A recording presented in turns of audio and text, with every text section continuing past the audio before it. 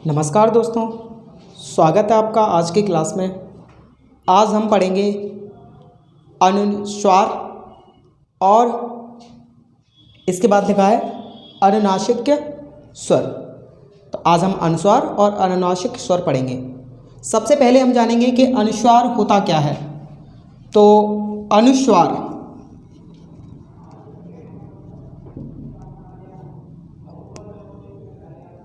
अनुस्वार के बारे में अगर मैं डिटेल में समझाऊं तो काफ़ी लंबी वीडियो हो जाएगी और जो हम सिखाने जा रहे हैं वो हम सिखा नहीं पाएंगे।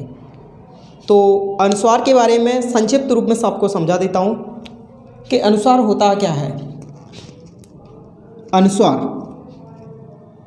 ये जो हमारा कोई शब्द होता है और शब्द के ऊपर जो हम ये लाइन खींचते हैं, शब्द के ऊपर जो हम लाइन बनाते हैं या हम कोई भी व्यंजन लिखते हैं। मैंने मान के चलो स व्यंजन लिख दिया और व्यंजन के ऊपर मैंने क्या बना दी, लाइन बना दी। तो इस लाइन के ऊपर जो बिंदु लगता है, जो बिंदु लगता है उसको हम अनुस्वार पढ़ते हैं। जो बिंदु से बनाया जाता है वो क्या पढ़ा जाता है, अनुस्वार पढ़ा जाता है। तो अनुस्वार का जो साइन है, अनुस्वार का जो सिंबल है, अनुस्वार की जो पहचान है वो इस लाइन के ऊपर बिंदु है। लाइन के ऊपर अगर बिंदु आ गया तो वो आपका क्या है, अनुस्वार है। जैसे अंडा, तो लाइन के ऊपर क्या दिया है, बिंदु, तो ये क्या है, अनुस्वार। अंत, ये भी अनुस्वार है। अंधेरा, अंधेरा पे अंग आ रहा है, ये भी अनुस्वार है। का म प कंप, लेकिन का म प कंप, इस पे भी बिंदी आ रही है तो ये भी क्या है, अनुस्वार है। और पंप पे भी क्या आ रही है, बिंदी, तो ये भी आपका अनुस्वार है। अनुस्वार आपका स्वर के ऊपर भी लग जाता है और व्यंजन के ऊपर भी लग जाता है। ऐसा कोई कंडीशन फिक्स नहीं है कि ये केवल स्वर और स्वर के ऊपर आए और व्यंजन के ऊपर आए। ये स्वर के ऊपर भी आ जाता है और व्यंजन के ऊपर भी आ जाता है। तो अनुस्वार ये हमारा हो गया। इसके बाद हम आपको अनुनासिक स्वर पढ़ाएंगे, लेकिन पहले हम अनुस्वार लगाना बताएंगे। अनुस्वार हम किस प्रकार से लगाते हैं। तो सबसे पहला आपका दिया है शब्द अंडा। सबसे पहला शब्द क्या दिया है, अंडा। तो अंडा लिखने के लिए हम क्या करेंगे, डा बना देंगे। सबसे पहले डा रेखा मैंने बना दी। अब लगाएंगे हम अन। तो आप जानते हैं कि ये जो अंग लिखा है इसके लिए तो स्वर और मात्राओं में बिंदु दिया है। जब हमने स्वर और मात्राएं सीखी थी तब अंग के लिए सेकंड प्लेस पे बिंदु था। सेकंड प्लेस पे क्या था, सेकंड प्लेस पे हल्का डैश था, भूल गए हम। सेकंड प्लेस पे क्या था, हल्का डैश था। जब हमने स्वर और मात्राएं पढ़ी थी तब सेकंड प्लेस पे हल्का सा डैश था। तो इसके लिए हम क्या करेंगे, हल्का सा डैश लगा देंगे सेकंड प्लेस पे। ये मात्राओं के रूप में लिख देंगे हम इसको, और डा के लिए मात्रा, गहरा डैश। अंत, तो ता और अंक के लिए क्या करेंगे, हल्का डैश सेकंड प्लेस पे। अंधेरा, धे और रा, धा को मैंने काट दिया। और अन कौन से प्लेस पे, सेकंड प्लेस पे हल्का डैश और रा की मात्रा। अंधेरा, देख नहीं रहा होगा लो, अंधेरा। बात करते हैं कंप की। तो क और प, क और प। अब आप बताएं ये जो अंग की जो मात्रा है या जो भी अनुस्वार है वो क के पहले आ रहा है कि क के बाद में, क के बाद में आ रहा है, जिसे हम क्या कहते हैं, आफ्टर। तो बाद में आता है तो अंग के लिए हम क्या लगाते हैं, वही डैश लगाएंगे लेकिन व्यंजन के बाद। इसी प्रकार से पंप में प और प, लेकिन कहां लगेगा, सेकंड प्लेस पे डैश। हाँ, अब बात करेंगे हम अनुनासिक स्वर की।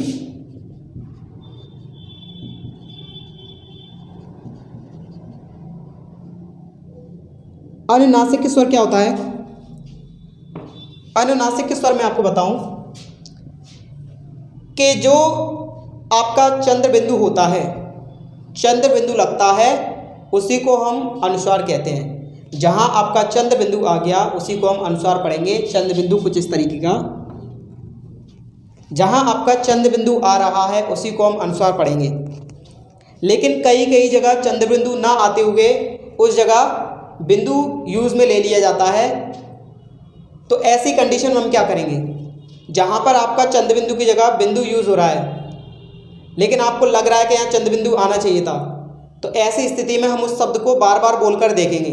अगर उसका उच्चारण नाक की सहायता से हो रहा है, अगर उस शब्द का उच्चारण नाक की सहायता से हो रहा है तो आप वहाँ पर फिर अनुनासिक स्वर लगाओगे। क्या लगाओगे? अनुनासिक स्वर लगाओगे। जैसे देखते हैं, और अनुनासिक स्वर को स्टेनो में छोटे से व्रत से दर्शाते। कैसे? छोटे से व्रत से दर्शाते हैं। छोटे से व्रत से दर्शाते हैं अनुनासिक स्वर को।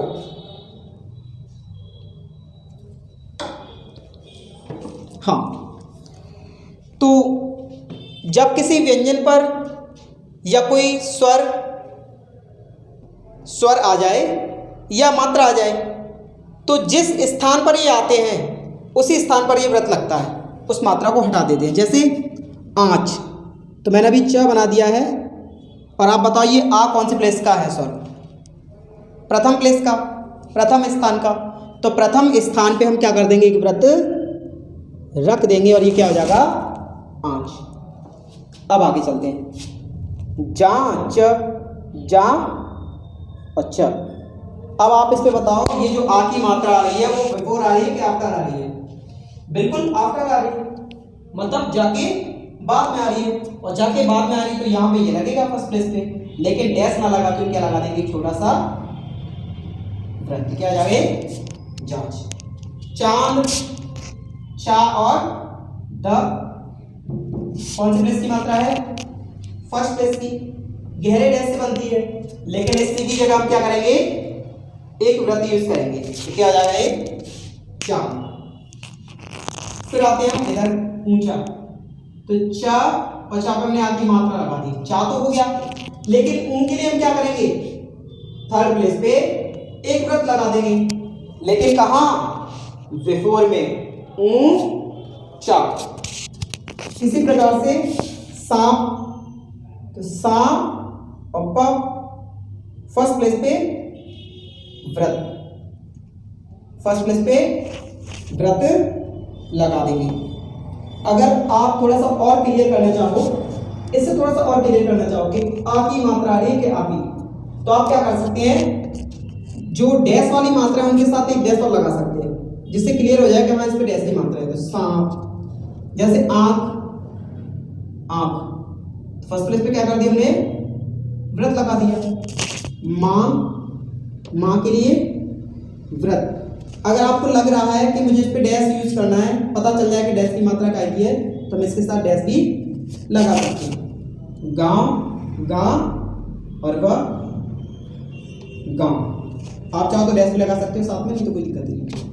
बांट, प्रथम प्लेस पे ये क्या जाएगा? बांट। चोंच, यहां आप देखें चंद्रबिंदु नहीं है, लेकिन चोंच आप बोलकर देखो। चोंच जब तक आप अपनी नाक की सहायता नहीं लेंगे, नाक की सहायता से ही आपका ये चोंच बोला जाएगा। चोंच। तो सेकंड प्लेस पे हम क्या रख देंगे? व्रत रख देंगे और डैश भी रख सकते हैं, क्योंकि सेकंड प्लेस पे डैश क्या आता है? वो आता है। मैं, व्रत। गोंद, सेकंड प्लेस पे व्रत, और चाहो तो डैश रख दो, नहीं कोई दिक्कत नहीं। डैश रखना आपकी मर्जी है, आपको अगर और क्लियर करना है तो आप डैश लगा सकते हो। डैश केवल जो डैश वाली मात्राएं होती है उनके लिए। जैसे आप देखो कि गोंद है, इस पे ओ की मात्रा आ रही है, ओ की मात्रा कैसे लगती है? डैश से, और साथ में चंद्रबिंदु का वो भी उच्चारण हो रहा है, तो इसके साथ हम व्रत भी रख सकते हैं, व्रत के साथ डैश भी रख सकते हैं। डैश हमें ये बताता है कि इस पे डैश वाली मात्रा है, और ये व्रत हमें ये बताता है कि इस पे चंद्रबिंदु वाला अनुस्वार, सॉरी अनुनासिक की वो है। सॉरी, पूंछ, पूंछ, सींच, सींच, आंख, आंख के लिए पहले पे और डैश भी रख सकते हैं। ओंट हमको काट देंगे और आपका सेकंड प्लेस पे ये लग जाएगा ऊंट। अब चाहो तो डैश भी लगाओ। इस तरीके से आपके ये अनुस्वार और अनुनासिक स्वर लगेंगे। सीधी सी भाषा में मैं आपको बता दूं कि जो अनुस्वार होता है, जो अंग की मात्रा कहते हैं, जैसे अंग कहते हैं, अगर ये आ गया तो जो हमने मात्रा सीखी है वो हम लगाएंगे, जो हमने जैसी मात्रा सीखी वैसे लगाएंगे। लेकिन अगर चंद्र बिंदु वाला अनुस्वार आ गया, चंद्र बिंदु वाला अनुनासिक स्वर आ गया, चंद्र बिंदु वाला अनुनासिक स्वर आ जाता है तो उसके लिए हम क्या करेंगे, एक छोटा सा व्रत यूज करेंगे। किस स्थान पर? जिस स्थान की मात्रा के साथ ये आता है। अगर फर्स्ट प्लेस की मात्रा आती है और उस पर ये है तो फर्स्ट प्लेस पे व्रत रख देंगे। सेकंड प्लेस की मात्रा के साथ अगर ये आता है तो सेकंड प्लेस पे व्रत रख देंगे। थर्ड प्लेस की मात्रा के साथ आता है तो थर्ड प्लेस पे हम इसको रख देंगे। कल अगली क्लास होगी और इसके बाद आगे का हम पढ़ाएंगे यहाँ से।